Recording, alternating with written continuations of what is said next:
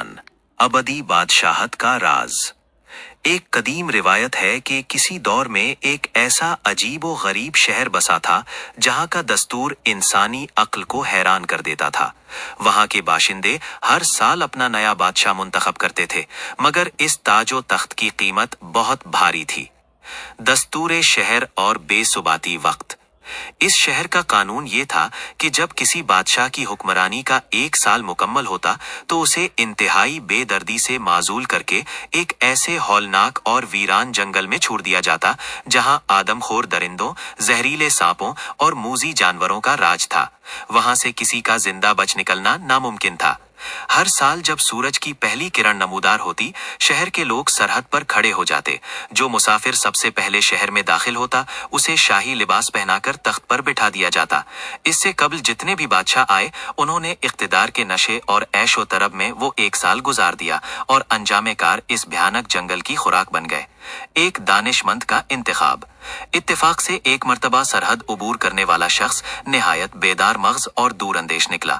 जब उसे तख्ते शाही पर बिठाया गया और उसके इबरतनाक अंजाम से आगाह किया गया, तो उसने दूसरे बादशाहों की तरह आहो बका करने या गफलत में डूबने के बजाय मुस्तकबिल की तामीर का रास्ता चुना। इस दानिशमंद बादशाह ने अपने इख्तिदार के पहले ही दिन से उस भयानक जंगल की तरफ तवज्जो मरकूज कर दी। उसने अपने दौरे हुकूमत में वहां से तमाम दरिंदों और मूजी जानवरों का सफाया करवाया, घने और खौफनाक जंगलात को कटवाकर वहां की जमीन को हमवार किया, शहर से उस मकाम तक एक कुशादा और खूबसूरत सड़क तामीर करवाई, वहां शानदार महलात, फलों के बागात और नहरें बनवा दी। उसने अपनी तमाम तर तवानाइयां और वसाइल उस जगह को संवारने में लगा दिए जहां उसे 1 साल बाद भेज दिया जाना था।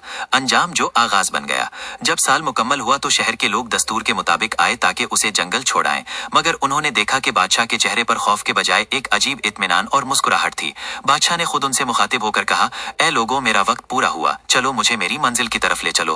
अहले शहर उसकी दिलेरी और सकून देखकर दंग रह गए और कहने लगे, ए आली जाह, आज तक जितने भी बादशाह आए वो इस दिन की आमद पर दहाड़े मारकर रोते थे, मगर आप खुश हैं। सच तो यह है कि हमें आज तक अहमक बादशाह मिले जिन्होंने हाल की लज्जत में मुस्तकबिल को फरामोश कर दिया, मगर आप जैसा दानिशमंद हमने नहीं देखा। हमने अपना कानून बदल दिया है, हम आपको कहीं नहीं भेजेंगे बल्कि आप ही तहयात हमारे हुक्मरान रहेंगे।